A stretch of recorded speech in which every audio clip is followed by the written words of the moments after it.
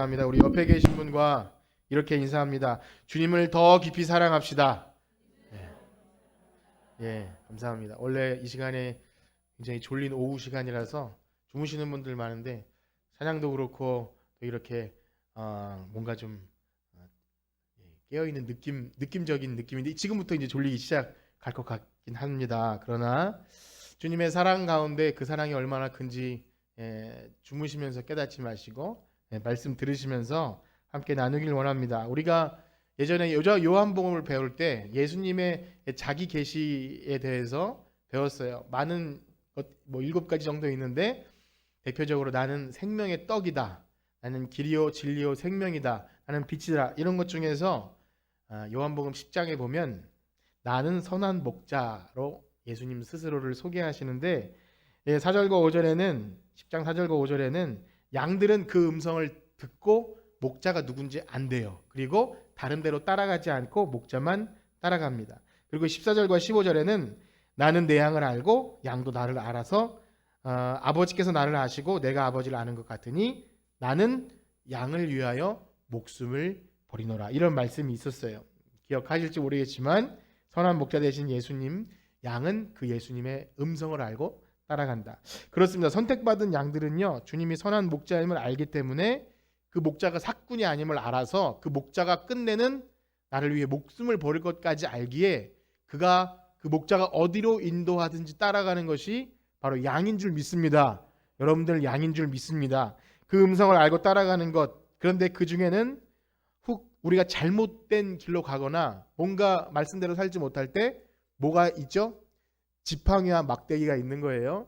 오늘날로 말하면 그때는 그랬는지 모르겠지만 개들이 뛰어다니면서 옆에 가는 양들을 이렇게 제자리로 오게끔 하는, 멍멍하면 얼마나 공포스럽겠습니까? 그런데 그런 것들 혼내시기도 하시고 때리시기도 하지만 끝내 양들은 이게 목자의 음성이구나 하고 돌아가는 것. 그 모든 일의 기반은 뭐냐면 목자가 그 양을 사랑하기 때문입니다. 그래서 오늘 호세아서를 마칠 텐데요. 13장, 원래 13장인데 13장, 14장을 묶어서 마무리할 텐데 우리가 호세아를 출발할 때 호세아의 이름 뜻이 무엇이었습니까? 여호와는 구원이시다 그랬어요. 그래서 그 이름이 호세아, 여호수아, 그 다음에 우리 예수님, 예슈아, 그거 다 같은 이름이라 그랬어요. 그 이름처럼 우리를 구원하시기 위하여 그 높으신 하나님이 아주 낮고 천한데 어떤 모습으로 왔냐면 나를 배신해서 가늠한 아내를 사랑하는 그 모습으로, 또 불순종한 자녀를 사랑해서 내가 너를 어떻게 키웠는데 하는 그 부모의 심정으로 찾아오신 거고, 결국 끝내 호세아와 같은 이름인 그 예수님의 사랑은 낮고 천한 이 땅에 사람의 몸을 입고 오셔서 우리를 위해서 자기 몸을 다 찢겨서 피 흘리신 그 사랑으로 우리에게 보이신 줄 믿습니다. 그 확증하신 사랑을 믿는 것이 바로 양들이에요.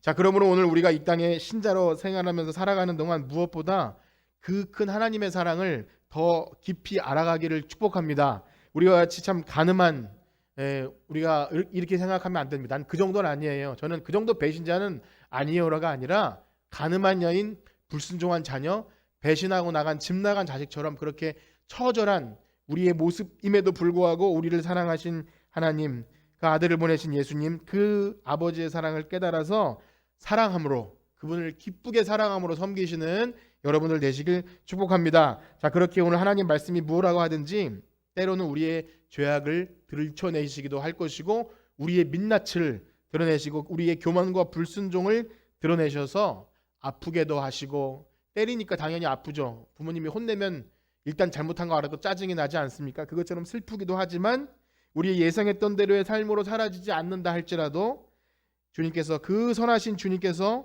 우리를 선하게 인도하실 줄 알고 믿고 말씀에 순종하며 하나님을 사랑하는 여러분들에게 간절히 축복합니다. 그래서 오늘 13장 말씀 다 읽지 않았지만 잠깐 살펴보면 사실상 하나님께서 이스라엘 백성에게 이제까지 호세아 전체에서 예고하신 그 끝판왕이에요. 모든 심판과 예고가 다 이루어지는 그 순간, 그 시점에 있어요. 그 심판이 실현되기 때문에 사실은 왕도 폐위되고 아수르로 포로로 잡혀가는 그 상황 가운데 임한 말씀이 13장 말씀이에요. 근데 그렇게 된 원인을 다시 한번 이렇게 제시해주고 있습니다. 우리 13장 1절에서 3절까지 한번 같이 읽어볼 텐데요. 13장 1절에서 3절입니다. 시작. 에브라임이 말을 하면 사람들이 떨었도다. 그가 이스라엘 중에서 자기를 높이더니 바알로 말미암아 범죄함으로 망하였거늘 이제도 그들은 더욱 범죄하여 그 은으로 자기를 위하여 우상을 부어 만들되 자기의 정교함을 따라 우상을 만들었으며 그것은 다 은장색이 만든 것이거늘 그는 그것에 대하여 말하기를 제사를 드리는 자는 송아지와 입을 맞출 것이라 하도다. 이러므로 그들은 아침 구름 같으며 쉬 사라지는 이슬 같으며 타작마당에서 광풍에 날리는 쭉정이 같으며 굴뚝에서 나는 연기 같으리라. 그렇습니다. 이건 지난주에도 에브라임에 대해 말씀드렸지만 사실상 에브라임이라는 이름은 이스라엘을 약간 비꼬듯이 한 표현이라고 말씀드렸지만 그 근본은 너무 좋은 이름이에요. 에브라임 기억하십니까?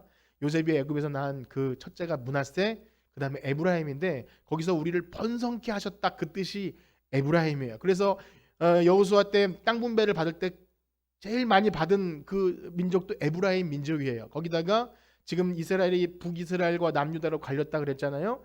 그 북이스라엘의 가장 그 핵심이 된 주축이 에브라임이에요. 그래서 하나님이 계속 에브라임이라고 너 에브라임아라고 할 때는 가장 크고 원래는 위대했고 참 좋은 민족인데 지금 하나님을 제일 크게 배신한 그 이미지가 담겨 있기에 에브라임 하면 꼭 나간 자식 같은 이미지가 있는 거예요. 그런데 그 번성함이 자기를 높이는 결과를 낳은 거예요.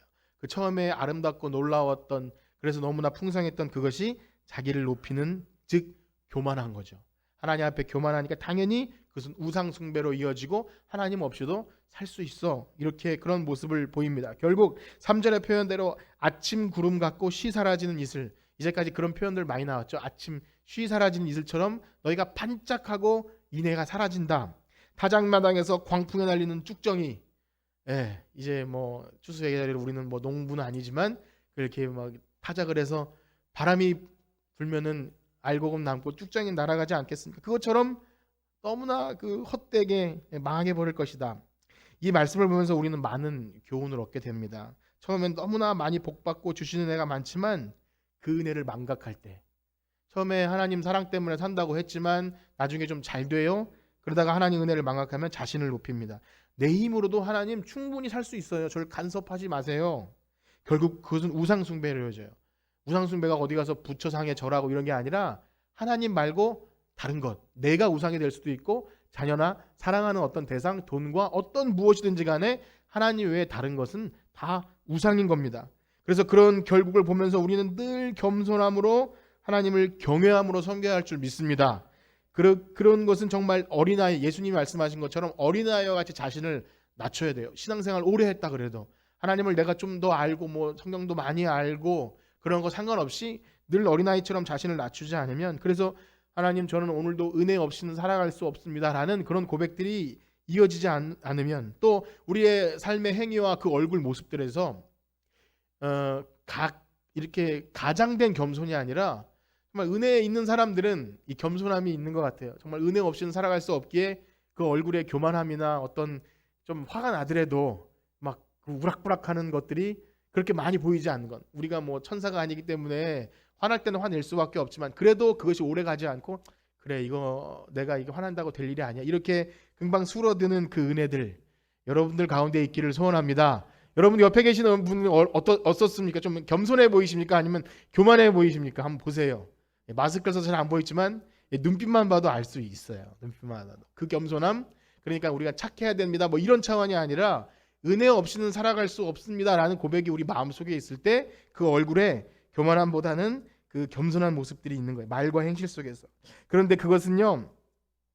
우리가 그렇게 하려고 노력하는 게 보다 하나님이 적절한 고난을 주셔요. 오늘 호세아서도 그런 거지만 그래야 기도하고 말씀 봐서 그 하나님을 망각하지 않게 우리를 이끄시는 거예요. 그러니까 고난도 은혜인 거죠. 하나님이 그것을 주시지 않으면 그냥 내 멋대로 갈 수밖에 없지만 그 은혜를 망각하지 않기 위해서 고난을 주시는데 만약에 그렇지 않으면 세상에 막 잡다한 지식과 여러 가지 나를 개발하는 것 또 나를 잘되게 하는 것 그런 것이 우리 마음과 귀를 사로잡잖아요. 그러면 하나님을 아는 지식과 이런 것들이 귀찮아지고 그 다음에 하찮게 여겨집니다.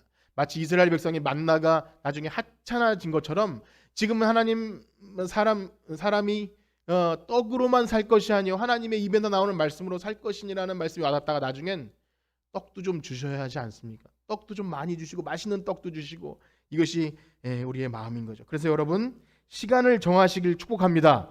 어떤 시간이냐면 말씀 보고 기도하는 시간, 그리고 예배를 위해서 일주일 동안 시간을 확보하시고 매일 성경을 보기 위해서 시간을 확보하시고 기도 시간을 확보하지 않으면 그냥 바람에 흔들리는 갈대처럼 시간이 일주일이 훅 지나가 버리는 거예요. 시간을 확보하길 축복합니다. 자, 그런데요 13장 말씀을 가만히 보고 있으면 참으로 그 결과가 처참합니다. 저희가 다 읽지 않았지만 하나님이 막 이래요. 암사자처럼 그들을 삼키고 찢고 구원해주는 자는 하나도 없을 것이고 왕도 패하여 버리고 칼에 엎드러질 것이고, 참 잔인한 표현, 아이벤 여인의 배가 갈라지리라. 이방 민족들이 그렇게 상징적으로 그렇게 그 민족을 말살시킬 때 그런 짓을 한 것 같아요. 그런데 하나님이 너네들에게 그런 일이 벌어질 것이다, 완전히 끝났다는 얘기 아닙니까? 그런데 하나님은 그 13장 말씀 속에서도 구석구석 그것이 다 끝난 것이 아님을 이렇게 숨겨놓으십니다. 4절과 14절 말씀을 읽어볼 텐데요 13장 4절입니다. 우리 같이 한번 읽어보겠습니다. 시작.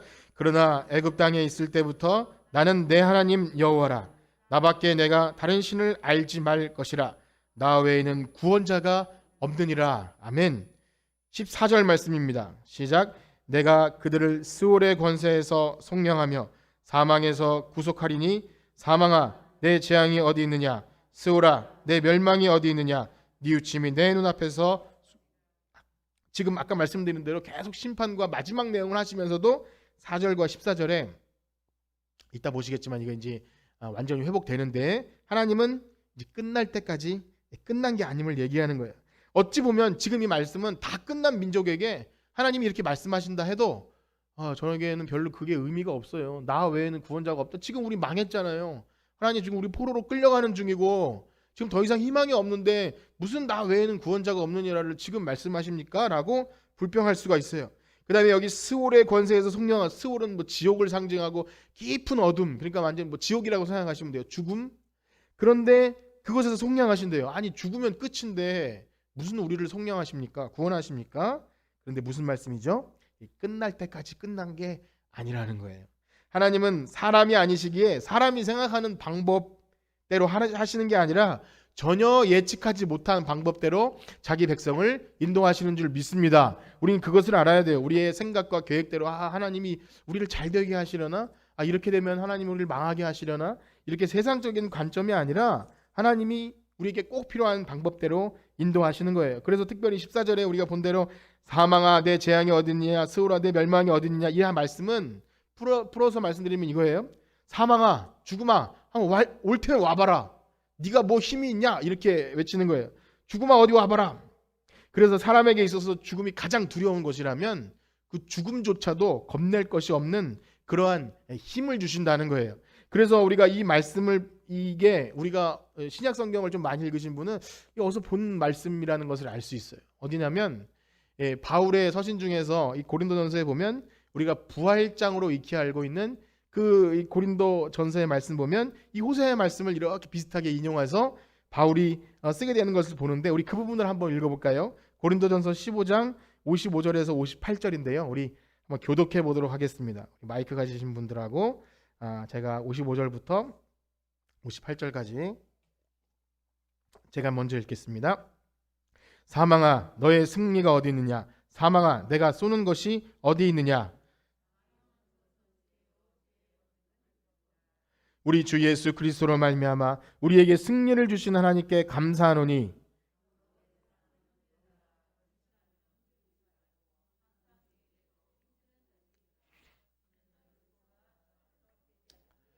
아멘. 그러니까 사도 바울이 15장에서 부활에 대해서 쭉 설명해요. 부활이 없으면 아무것도 우리가 믿는 것도 헛되고, 부활 얘기를 하다가 55절에 이 호세아 말씀을 딱 인용해서 사망아 너의 승리가 어디 있느냐, 내가 쏘는 것이 어디 있느냐. 그러나 우리 주 예수 그리스도로 말미암아 우리에게 승리를 주시는 이에게 감사하노니 그러므로 형제들아 견실하여 흔들리지 말며 항상 주의 일에 힘쓰는 자들이 되라. 이는 너희 수고가 주 안에서 헛되지 않은 줄 알미라. 죽은 것 같고 사도 바울 자신도 죽은 것 같아서 이제 다 끝났다고 생각하는 그 순간에도 이 수고가 헛되지 않은 것을 아는 것은 이게 전부가 아니라는 것을 깨달았기 때문이에요. 우리는 사망이 전부고 병들고 이제 그것이 끝난 거죠. 이제 뭐 여러 가지 사회 상황 때문에 코로나 뭐 아니면 뭐 뭐든지 간에 사업이 망해버리고 아니면 뭐 여러 가지 실패 상황들이 있으면 난 끝이야. 죽음도 아닌데 끝이라고 생각할 여러 가지 상황이 있지만 죽음조차도 끝이 아님을 말하는 것. 그것은 바로 예수님의 부활이 그것을 보증해 주는 줄 믿습니다. 우리가 믿는 그 부활 신앙은 그것이 전제되어 있어요. 그래서 신자의 삶은 주어진 현실이 환란이 있고 핍박이 많이 있습니다. 여러분 그것을 뭐 부정타는 얘기가 아니에요. 우리의 신자의 삶에는 환란과 핍박이 있어요. 그래서 고되고 낙심하고 포기하고 싶게 만듭니다. 사람이 가장 두려워하는 것이 사망이라면, 그래서 그 죽음의 권세가 우리로 하여금 주를 섬기는 일을 힘들게 한다면 걱정하지 마라. 그 말씀을 하시는 거예요. 우리 예수님께서 죽음의 권세를 깨고 부활하셔서 승리를 주셨으니 믿음을 가지고 걸어가라. 그런 승리의 여러분 되시길 축복합니다. 그 말씀이 있어야 돼요. 그래서 다시 호세아서로 돌아가면 비록 그들이 불순종으로 인해서 하나님의 진노를 받아 나라도 빼앗기고 왕도 폐위당하고 포로로 끌려가는 그 상황 가운데 있다 할지라도, 많은 사람이 죽는 처참한 일이 발생한다 할지라도 하나님의 사랑은 끝나지 않았다. 하나님의 계획은 실패가 아니다. 말씀하신 것은 언약대로 되어진다. 그 얘기를 하고 있는 거예요. 그렇습니다. 우리가 쉽게 보여지는 상황이 잘 풀리고 번성하게 되고 모든 사람이 건강하고 그래야 하나님이 우리를 사랑하시네요, 복 주시네요 라고 말할 수 있지만, 그래야 그게 최고의 상황으로 말할 수 있지만, 하나님이 복 주시고 함께하는 상황이라고 생각할 수 있지만 그거는 우리 생각이에요. 물론 겹칠 수도 있겠죠. 그것이 똑같은 상황일 수도 있지만 그렇지 않은 경우가 더 많을 수 있습니다. 물론 편안한 것이 좋고 인간적으로 좋아서 그렇게 기도하는 것 나쁘지 않아요. 하나님 고난도 없게 해주시고 좀 사업도 잘 되게 해주시고 자녀도 잘 되게, 이것이 나쁘다는 것이 아니에요. 너무나 귀한 것이지만 만약에 그 상황이 하나님 앞에 범죄로 가는 상황이라면, 아까 에브라임처럼 자기를 높이고 번성하여서 하나님을 떠나는 상황이라면 하나님은 그 상황을 흩어버리실 거예요. 여러분 두려움으로 그것을 인정하셔야 됩니다. 그래서 어떤 신앙이 좋은 것 같고 하나님의 뜻을 잘 안다고 하는 사람, 목사님들이 그런 얘기를 모여서 하는 것을 들었어요. 삼성이 우리나라를 이렇게 경제적으로 지탱해주고 있는데 뭐 이걸 어떻게 해서 이걸 싹 빼가버리면 우리나라는 망해버린대요. 옆에 있는 분들은 고개를 끄덕끄덕하고 듣고 있어요. 뭐 그럴 수도 있겠죠. 그리고 이제 어떤 정권이 나라를 다 망가뜨리고 그 다음에 미국과 우리가 잘 하지 않으면 우리나라는 국제 세계에서 어떻게 되고, 믿음이 있는 건지 없는 건지 모르겠어요. 겉으로라도 하나님이 은혜 주셔야 살 수 있다고 해야 하는 건 아닙니까? 예, 그런데 미국이 혹은 삼성이 아니면 어떤 정부가 어떤 당이, 여러분 우리가 이런 말씀을 할 때 그런 분석이 정확해요. 그것은 맞습니다. 그러나 우린 그렇게 살지 않았잖아요. 진토같이 전쟁된 폐허로 그런 우리나라 아무것도 없는 그런 세계 속에서 밥이 될 수밖에 없는 나라를 이끄신 분은 하나님이시잖아요. 우리가 그것을 믿는다면 뭐가 어떻게 됐든지 간에, 그렇다고 기도도 하지 않고 나라와 민족을 위해 기도도 하지 않고 뭐 그것이 아니라 어떻게 되었든지 간에 만약에 우리가 번성하여서 범죄한다면 하나님은 뭐 포로가 되게, 뭐 이런 말 하면 안 되겠죠. 그렇지만 그렇게 하신다 할지라도 우리는 하나님의 선하신 뜻이 하나님 우리를 버리셨나 봐, 이게 아니라는 거예요. 그리고 어떤 뭐 대기업, 군사력 그런 것이 우리를 지켜주는 것이 아니에요. 미사일이 뭐 핵이 지켜주는 것이 아니라 하나님이 우리를 지키시는 줄 믿습니다. 그렇기 때문에 우리가 기도할 때 나라와 민족을 위해 기도하고 대통령을 위해 기도하고 뭐 경제를 위해 기도해야겠지만, 근본적으로 우리가 하나님과 떠나 있다면 번성함과 부함은 우리를 저주와 어떻게 보면 하나님을 더 못 믿게 하는 것입니다. 그렇기 때문에 하나님은 그 일을 하실 거예요. 겉보기로는 다 망하고 같지만 하나님은 어려운 가운데서도 오직 여호와만 구원이시다 함을 드러내실 것입니다. 여러분 하나님이 이스라엘 백성을 아수르로 포로가 잡혀가게 하시는 것은, 그것은 사실 하나님 체면 구기는 일이잖아요.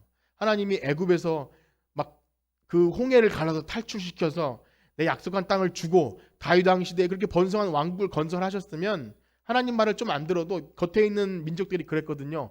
와, 여호와와 함께하는 나라는 잘 되는구나. 그러면 그 나라 망하게 하면 하나님 체면 구기는 거잖아요. 그런데 하나님이 왜 그 일을 하셨을까요? 자기 자식 죽는 꼴을 못 보는 거예요. 하나님 체면이 구겨지더라도, 여러분 뭐 여러분들이 부모님 계시겠지만 자기 자식이 막 세상에서 길거리에서 혹은 막 이렇게 나쁜 짓 하고 있는데 내 체면 때문에 모른 척하고 지나가겠습니까?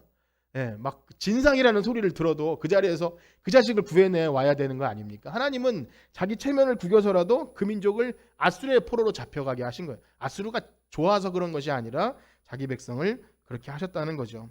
그러니 우리는 장담할 수 없어요. 그 유구한 역사를 아브라함의 자손이라고 생각하는 그 하나님이 이끄신 그 민족을 그렇게 구렁텅이로 넣으셨다면 우리 민족은요? 우린 사실 사도 바울의 표현대로 하면 격가지나 마찬가지잖아요. 이스라엘이 원가지라면 우리는 접붙임 받은 그런, 아니 하나님 똑같이 사랑하시겠지만 우리 민족은 뭐가 특별한 게 있어서 그냥 하나님 믿으면서 우상 섬기듯이 믿는다고 그냥 내버려 두시겠습니까? 그러므로 우리는 겸손해야 할 줄 믿습니다. 하나님을 섬기는 것을 정말 경외함과 두려워함으로, 또 우리가 드리는 예배가 혹시 진정 여기 오늘 호세아 말씀 계속해서 본 것처럼 자기를 위한 예배, 그 다음에 내가 잘 되는 것, 정말 하나님을 사랑해서 드리는 예배가 아닌 내 자식 잘 되고 우리 집안 잘 되고 농사 잘 되고 이런 거를 위해 드린 바알에게 드리는 제사나 별반 다름없다면 하나님은 그 제사를 받으시지 않는 거죠. 자, 그러나 하나님이 하시는 이 모든 일, 포로로 잡혀가게 하시고 그 다음에 그 가운데서 예배 받으시는 모든 일은요, 하나님이 왜 하고 계시는 것입니까? 우리를 너무나 사랑하기 때문인 줄 믿습니다. 우리는 그것을 성경을 통해서 보는 거예요. 진짜 양들은요, 이 모든 상황 가운데서도 흔들리지 않고 하나님 음성에 귀를 기울여요.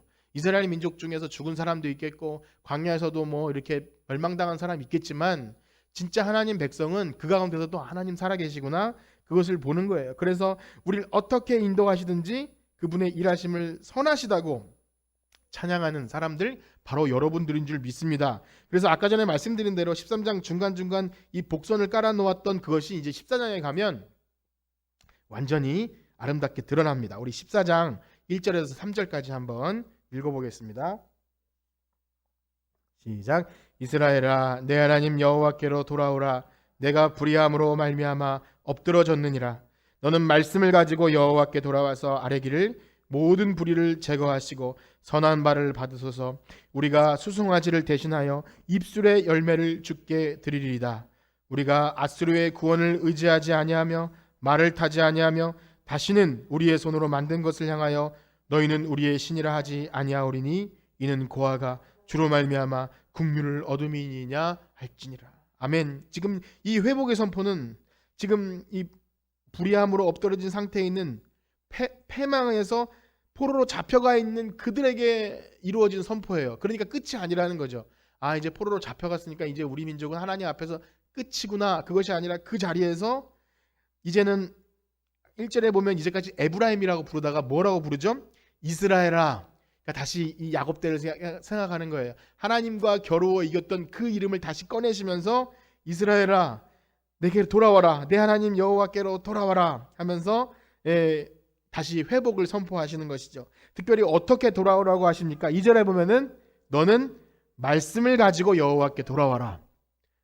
여러분, 이것이 너무 중요하죠. 하나님 이제까지 수도 없이 주신 말씀이지만 그것을 다 망각해 버렸는데 수송아지를 가지고 아니면 예물을 가지고, 그게 아니라 말씀을 가지고 돌아오래. 하나님 앞에 갈 때 하나님이 우리에게 어떻게 살라고 해주신 그 말씀을 가지고 돌아가는 거죠. 그 언약의 말씀을 가지고 가는 것, 바로 하나님을 아는 지식이죠. 이제까지 호세아에서 쭉 선포해왔던 하나님을 알라, 힘써 알라 했던 그 하나님, 그러니까 너희 지식과 너희 세상의 어떤 배경으로 아는 것이 아닌 그 시내산에서 주신 율법, 그리고 하나님이 계속해서 말씀하신 사람이 떡으로만 살 것이 아니라 하나님의 입에서 나오는 말씀으로 살 것이니라 했던 그 말씀 가지고 돌아오는, 우리도 말씀을 가지고 돌아오는 우리가 되길 간절히 축복합니다. 하나님께 돌아오는 것은 말씀을 가지고 돌아오는 거예요. 때로는 우리가 약간 힘들고 어려울 때, 이렇게 세상에서 방황할 때 나 주님을 몰랐네 하면서 울면서 그럴 때 있지 않습니까?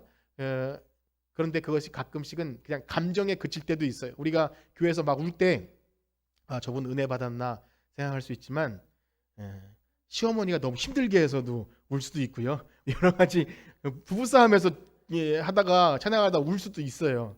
그것도 좋은 거지만 정말 중요한 건 내가 말씀대로 살지 못했구나 해서 우는 것, 그런 은혜가 있길 축복합니다. 그래서 말씀이 없어지면 그냥 감정에 치우치다가 그냥 울면 시원하네, 그러면 그것이 자기 만족에 빠질 수밖에 없는, 그것이 나쁘다는 것이 아니라 말씀이 회복되지 않으면 그냥 자기 감정 기독교죠. 감정, 내 감정. 하나님 나를 위로해 주세요.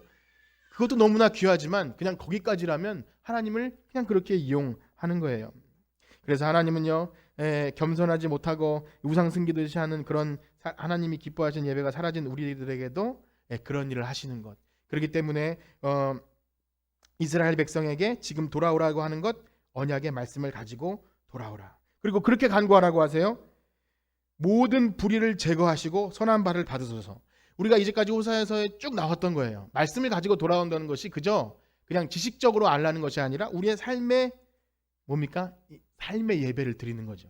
그래서 수송아지를 대신하여 입술의 열매를 드린대요. 입술의 열매에 모든 삶으로 드리는 열매가 포함되어 있는 거예요. 입술의 열매가 찬양으로 볼 수도 있고요. 그 다음에 입으로만 했다면 이제 그것이 삶으로 드러나는 예배로 하나님께 드려지는 거죠. 하나님이 기뻐하시는 예배는 형식적인 종교적인 어떤 제의식이 아니라 바로 너희들의 삶에 인애와 공의와 정의와 긍휼이 있는지를 계속 말씀하셨어요. 너는 인애를 버리고 공의가 버리고 너는 그렇게 살았구나. 그래서 사실상 이제는요, 이스라엘 백성이 제사를 드리고 싶어도 못 드린다 그랬잖아요. 포로로 가면 제사를 못 지내요. 그럼 예배를 안 드리는 것이라고 그랬나요? 그것이 아니라 그랬죠. 거기서도 충분히 하나님 기뻐하시는 삶의 예배를 드릴 수 있다 그랬어요. 그리고 이렇게 간구하라고 하십니다. 아스루의 구원을 의지하지 않고 말을 타지 않고 더 이상 강대국의 힘이나 군사력이나 왕이나 부를 의지하지 않겠다고 고백하라는 거예요. 그들이 의지했던 것. 그들은 아스루도 의지했죠. 애굽도 의지했죠. 여기 말이라고 하는 것은 군사력입니다. 그 군사력, 왕, 그런 부를 의지했지만 이제 그것도 의지하지 않겠습니다. 사실은 의지할 수도 없어요. 포로로 잡혀갔으니까. 왜냐하면 거기서 그렇게 말합니다. 고아가 주로 말미암아 긍휼을 얻었기 때문이라. 이제 이스라엘 백성이 고아가 됐잖아요. 그런데 거기서도 하나님은 고아처럼 버려두지 않고 긍휼을 베풀어 주실 것이기 때문에 그렇게 간구하라고 하시는 거예요. 그리고 드디어 그렇게 간구하는 자기 백성들에게 하나님이 이렇게 하시겠다고 하십니다. 우리 4절 말씀 읽어보겠습니다. 4절 시작. 내가 그들의 반역을 고치고 기쁘게 그들을 사랑하리니 나의 진노가 그에게서 떠났음이니라. 아멘. 이제 여기가 하이라이트예요. 이제 호세아가 끝나고 더 이상 또 심판한다는 이야기 나오지 않아요. 일단은 나오지 않아요. 그러니까 다행이죠, 여러분. 지금까지는 회복한다 그랬다가 또 벌 준다 그랬다가 회복한다 그랬다가 저도 하면서 너무 어려웠거든요. 이거 언제 끝나나. 그런데 이제 여기서 끝났어요. 내가 그들의 반역을 고치고 기쁘게 그들을 사랑하리니 나의 진노가 그에게서 떠났음이니라. 하나님이 완전한 회복을 선포하고 계셔요. 하나님의 본심은 이거예요. 내가 그들을 고치고 여기 기쁘게 그들을 사랑하겠다. 그러니까 이따가 찬양하겠지만 하나님이 즐거이 우리를 사랑하시는 거예요. 기쁘게 즐겁게 사랑하시는 거예요. 자기 백성을 기쁘게 사랑하고 자기 백성은 또 하나님을 즐겁게. 여기 이 하나님을 즐겁게 사랑하는 것은 우리가 사람의 제일된 목적 그거 아십니까? 그 하나님을 영예롭게 하고 그 이름을 영원토록 즐거워하는 거예요. 그러니까 이 즐겁다는 것이 우리가 막 기분 좋고 개콘 보면서 그런 거 아니라 다른 목적이 아닌 하나님으로만 그냥 즐거워하는 그것을 말하는 거예요. 그러니까 하나님 뭐 이것 주셔서 감사하고 하나님이 요걸 해결해 주셔서 그래서 즐거운 게 아니라 하나님이 나의 하나님 되심 때문에 즐거워하는 것. 그 은혜가 있기를 축복합니다. 이것이 바로 하나님이 우리 하나님 되시고 우리는 주의 백성이 되심. 이것이 하나님 나라가 회복된 하나님 나라죠. 기억하십니까? 이것을 어려운 그 나라 말로 하면 뭐였죠? 그 암미, 루하마. 기억하십니까? 호세아의 그 애들 이름 로루하마, 로함이었는데 그 로자를 빼버리면 암미, 루하마. 여러분 이것만 아셔도 히브리어 몇 글자 아시는 건데요. 어쨌든 그거예요. 하나님이 우리 하나님 되시고 우리는 주의 백성이 되는 것. 하나님이 지금 그 영원한 하나님 나라에 대한 소망을 가지고 이스라엘 백성에게 선포하시는 거죠. 그래서 하나님께서 이스라엘 백성을 부르시면서 신명기 말씀이나 이렇게 구약 그 아주 거기를 보면요. 이스라엘 백성을 부르실 때 이렇게 말씀을 하셔요. 내가 너희를 사랑하고 부른 것은 다른 민족보다 커서가 아니라 오히려 작지만 보잘것없지만 내가 너희를 이렇게 사랑한다. 이게 이스라엘아 너희는 행복자다. 그렇게 말씀하셔요. 여러분 행복하십니까? 아까 전에 찬양 인도하는 집사님이 권사님이 이렇게 물어보셨어요. 옆에 계신 분이 한번 물어봅시다. 행복하십니까? 이렇게 물어보세요. 그냥 이렇게 합시다. 당신은 행복자이십니다. 잘 주무시는 분도 행복하시고 여러분 우리는 행복한 사람이에요. 하나님이 우리 보잘것없는 우리를 이렇게 끔찍히 사랑하시니 우리는 아무것도 가진 것 없어도 또 얻은 것 없어도 세상이 우리를 부러워하지 않아도 우리는 행복한 거죠. 하나님이 우리를 즐겁게 사랑하신다니 얼마나 행복한 것입니까? 그리고 회복된 나라에 대해서 이렇게 말씀하시는데요. 우리 5절부터 7절 말씀 보겠습니다. 5절부터 7절입니다. 시작. 내가 이스라엘에게 이슬과 같으리니 그가 백합화 같이 피겠고 레바논 백향목 같이 뿌리가 박힐 것이라. 그의 가지는 퍼지며 그의 아름다움은 감람나무와 같고 그의 향기는 레바논 백향목 같으리니 그 하늘에 거주하는 자가 돌아올지라. 그들은 곡식같이 풍성할 것이며 포도나무같이 꽃이 필 것이며 그 향기는 레바논의 포도주. 아멘. 우리가 호세아서를 쭉 봐왔다면 여기에 나오는 이 표현들이 이슬, 아름다운 나무, 풍요로운 이 포도나무, 여러분 긍정적으로 쓰였나요? 부정적으로 쓰였나요? 부정적이었어요. 이 너무 좋은 건데, 보세요.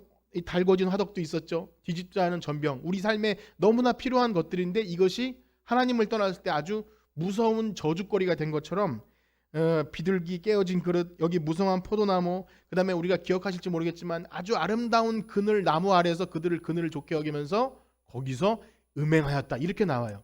그러니까 너무나 좋은 귀한 것들이 그들에게 다 음행거리고 저주거리고 하나님 떠나는 것들이었지만 거기다가 호세아 출발점부터 나왔던 이 부부관계, 얼마나 하나님 사랑을 깨달을 수 있는 귀한 관계입니까? 그게 아주 저주의 관계로 바뀌었잖아요. 음행하고 떠나버리니까 치명적인 독처럼 서로의 관계를 끊어버리는 관계가 됐고요. 부모 자식 간에도 얼마나 화목하고 귀한 관계입니까? 그런데 떠나버리니까 하나님이 그 백성을 향해서 내가 널 어떻게 키우고 젖을 주고 키웠는데 그렇게 하느냐 하면서 막 아픔을 주신 관계였잖아요. 그런데 이 모든 것들이 이제는 하나님이 회복시켜 주시면 여기 아침 이슬 같고 레바논 백향목 같고 아름다움은 감람나무 같고 포도나무 같이 될 것이다. 여러분, 그래서 이걸 볼 때 우리가 참 이 신비함을 깨닫는 거예요. 그게 뭐냐면 같은 상황인데 하나님이 우리를 회복시켜 주시기만 한다면 거기가 바로 하나님 나라가 시작되는 거예요. 우리의 옆에 있는 아주 사소한 일상들이 전에는 불평거리였고 저주 같았고 그래서 맨날 짜증이 났고 하나님 이것만 해결해 주시면 될 것 같아요 라고 했던 것들이 하나님과의 관계가 회복되는 순간 하나님이 나에게 이것도 주셨구나. 그래서 때로는 그래요. 이렇게 말씀 보고 은혜가 되면은 요즘에 날씨가 뭐 좋아서 그런지 모르지만 파란 하늘에 이렇게 햇빛이 비치고 나무를 보면 그냥 하나님이 함께 하시는 것 같아요. 뭐 제 개인적인 주관적인 거지만 햇빛 한 줄기를 봐도 그 다음에 이렇게 따뜻한 뭐 어떤 걸 봐도 이 무르익는 어떤 환경만 봐도 또 자식들만 봐도 어떤 것만 봐도 하나님이 은혜 주시는구나 이것을 경험하는 거예요. 그렇지 않을 때는 다 불평스러워요. 막 이 저주스러운 인생 막 이렇게 내가 이러려고 막 이런 생각 들지만 하나님께서 우리의 삶을 회복시켜 주시는 순간 아주 일상의 신비를 경험하게 되는 것, 그것이 이미 시작된 하나님 나라인 줄 믿습니다. 자, 그러므로 우리 구원 얻은 백성들의 삶은요 이미 회복된 하나님 나라를 경험하고 맛보는 거예요. 거기서 우리가 죽어서 천국 가야 이 모든 저주스러운 것이 끝나는 것이 아니라 이미 하나님 나라가 이 땅 가운데 임한 것을 예수님이 우리 안에 거하심으로 말미암아 이루어지는 것, 여러분 모든 것이 감사의 거리로 바뀌는 하나님 나라를 사시길 간절히 축복합니다. 이 모든 일들의 근본은 뭐냐면 하나님이 우리를 기쁘게 사랑하기를 원하시기 때문이에요. 즐거이 사랑하시기 때문에 하나님이 우리의 그 사랑 때문에 우리를 이끌어 주시고 우리도 하나님을 그렇게 사랑하길 원하시는 것. 그래서 이 호세아 말씀에 보면은 하나님을 사랑하고 또 이웃을 사랑하는 것. 예수님도 율법의 대강령 뭐죠? 하나님을 사랑하고 이웃을 사랑하는 것. 우리의 살아가는 그 삶의 과정 속에서 하나님을 깨닫고 경험하게 하시는 거예요. 이 기독교는 어디 산에 올라가서 혼자 돛 닦으면서 하나님을 막 입신하고 영접하고 이런 게 아니라 주어진 환경 속에서 관계들 속에서 깨닫는 겁니다. 부모 자식지간에 또 혹은 부부지간에 혹은 만나는 사람 가운데 하나님의 그 인애 헤세드라고 말씀드렸죠. 그것을 우리가 너무 연약하지만 조금씩 내 자신을 쳐서 복종시키면서 해 나갈 때 하나님이 우리를 이렇게 사랑하시는구나 그렇게 되는 거예요. 그래서 이 하나님이 우리를 기쁘게 사랑하시는 그 사랑이 기반되지 않으면 이 말씀을 드릴 텐데 여러분 하나님을 섬길 때 이 하나님을 기쁘게 사랑하는 즐겁게 사랑하는 것이 기반되지 않으면 그것이 바로 음행이고 간음이라 그랬어요. 왜 그럴까요? 하나님을 사랑하지도 않으면서 그분에게 이렇게 하면 복 주신대, 그분에게 이렇게 하면 안 하면 저주 받는데 이렇게 하자라고 하는 그런 죽지 못해 하는 제사 같은 것을 하나님은 좋아하지 않아요. 그것은 마치 진정 사랑하지도 않으면서 우리 어떤 연애하거나 이렇게 배우자를 선택할 때 우리가 사랑은 잘 모르잖아요. 청문회에서도 어떤 국회의원이 전 사랑을 잘 모르는데 이런 얘기를 할 때 참 재미있더라고요. 재력이나 외모나 다른 외적인 자신을 즐겁게 해주는 가지고 그 사람을 사랑한다고 하면 그건 가짜 사랑 아닙니까? 그래서 그것이 끊어져 버리면 그 사람 더 이상 사랑하지 않는 버릇이라면 그것은 우리가 봐도, 어린아이만 봐도 가짜지요. 그래야 혹은 육체를 탐하거나 잠깐의 쾌락을 위해서 사랑한다고 하는 것, 전에도 말씀드렸지만 어떤 부부의 세계라는 드라마에서 사랑이, 내가 사랑하는 게 죄야라고 하는 그런 말도 안 되는 그런 것을 사랑이라고 생각하는 것. 근데 여러분, 하나님은 진정 사랑꾼이세요. 그래서 그런 사랑을 원치 않아요. 그래서 우리가 하나님 백성으로 살아갈 때도 그렇게 일생을 삶을 사는 것을 기뻐하지 않는 거예요. 하나님을 그렇게 사랑하는 건 제일 싫어하시고, 인간을 대할 때도 그렇게 간사하고 얄팍하게 대하는 걸 싫어하시는 거죠. 그렇기 때문에 우리가 진정한 사랑꾼이신 하나님을 믿는 우리는 정말 사랑꾼이 되어야 할 줄 믿습니다. 부부간에, 또 부모 자식 간에, 우리 교우들 간에도 그냥 피상적으로 대하고, 물론 우리의 인격이 다 변한 건 아니라서 어려울지 몰라도 하나님 우리를 그렇게 사랑하시는구나. 그래서 우리의 삶에서 그렇게 하나님을 사랑하기 때문에 매일 말씀을 보고, 또 이웃을 섬기고, 또 우리 자녀나 아내나 남편이나 다 섬길 대상 아닙니까? 내가 군림하려고 드는 순간 다 힘들어지는 관계지만 섬기려고 마음을 먹고 처음에 했던 약속대로 내가 당신을 섬기는 종이 되겠습니다라고 하는 생각을 자꾸 되뇌기면 편해져요. 편해지는 것. 여러분, 그 사랑 가운데 거하시길 축복합니다. 여러분, 말씀이 좀 어려우신가요? 그런데 호세아서는 이렇게 마무리됩니다. 우리 9절 말씀, 14장 9절 말씀 한번 읽어보실까요? 14장 9절입니다. 시작. 누가 지혜가 있어 이런 일을 깨달으며 누가 총명이 있어 이런 일을 알겠느냐? 여호와의 도는 정직하니 의인은 그 길로 다니거니와 그러나 죄인은 그 길에 걸려. 아멘. 어디서 많이 들어본 말씀일 거예요. 사도 바울도요, 로마서를 마치면서 로마서 거의 마무리 부분에 그 하나님의 큰 구원 계획을 다 설명하고 나서 뭐라고 한지 아세요? 깊도다 하나님의 지혜와 지식에 풍성하며 그 판단은 헤아리지 못하며 그 길은 찾지 못할 것이로다. 그래요. 아니, 자기가 다 설명해 놓고서 헤아리지 못하면 찾지 못한대요. 정말 그런 것 같아요. 지금 호세아서를 마치고 있잖아요. 1장부터 14장까지 다 했는데 설교하는 저 자신이나 여러분이나 아마 뜬구름 잡게 느껴졌을 수도 있어요. 그러나 하나님은 우리를 끝까지 포기하시지 않는다는 사실은 여러분 믿으시죠? 여러분, 그건 우리가 믿는 거예요. 그러니까 이것을 지식적으로 완벽하게 주석을 잘하고 많은 책을 들여서 해서 믿어지는 것이 아니라 그냥 마치 장화를 신고 이렇게 어디 육수가 별로 맛이 없을 때 그러죠. 고기가 장화를 신고 지나간다 이렇게 이런 표현처럼 겉핥게 하시듯 지나가도 우리가 하나님 말씀을 사랑하고 하나님 진짜 우리를 사랑하시지 하는 마음으로 말씀을 보면 다 지나고 나서 보면 하나님이 우리를 사랑하시긴 하나보다, 그것을 믿는 거예요. 여러분, 그래서 오늘 말씀을 마치면서 오늘 이 호세아는 아니지만 스바냐 3장 17절에 이렇게 기록되어 있습니다. 우리 한번 같이 읽고 찬양할 텐데요. 그래서 스바냐 3장 17절 시작. 너희 하나님 여호와가 너희 가운데 계시니 그는 구원을 베푸실 전능자시라. 그가 너로 말미암아 기쁨을 이기지 못하시며 너를 잠잠히 사랑하시며 너를 말미암아 즐거이 부르며 기뻐하시리라. 아멘. 우리 오늘 호세아 마치면서 이 찬양 드릴 텐데요. 우리도 기쁘게 우리를 사랑하시는 하나님께, 우리도 기쁘게 하나님께 사랑을 드리며 그 사랑 가운데 우리의 삶으로 예배를 드리는, 입술의 열매를 드리는 우리 모두가 되기를 간절히 소원합니다. 너희 하나님 여호와가 너희 가운데 계시니. 우리 이 찬양 드리시고 기도하고 마치겠습니다.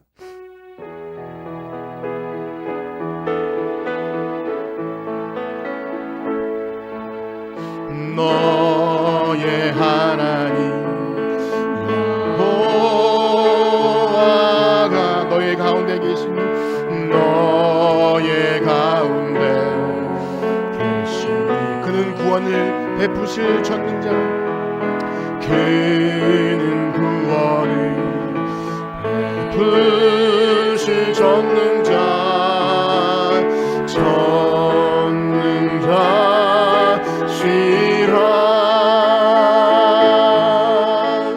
그가 너로 인하여 깊은 이기지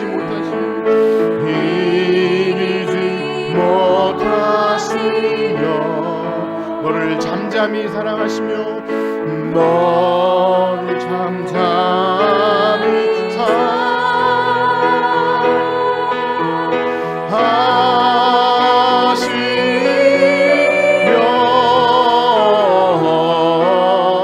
즐거이 부르며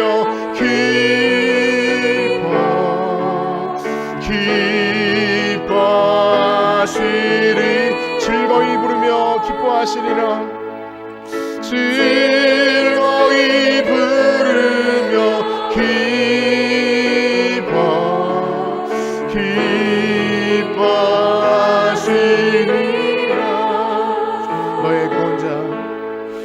너의 구원자 예수 항상 동행해 주시니 어디를 가든지 낙심치 않으며 어디 가든지 낙심치 승리하리라.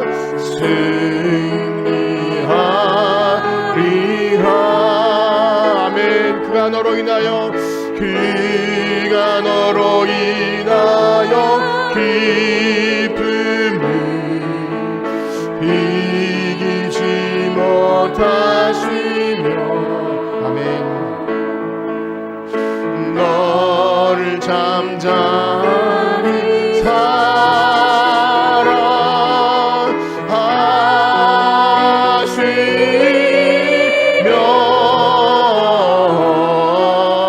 즐거이 부르며 기뻐하시리.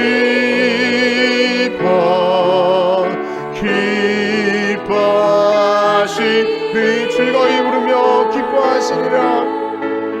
즐거이 부르며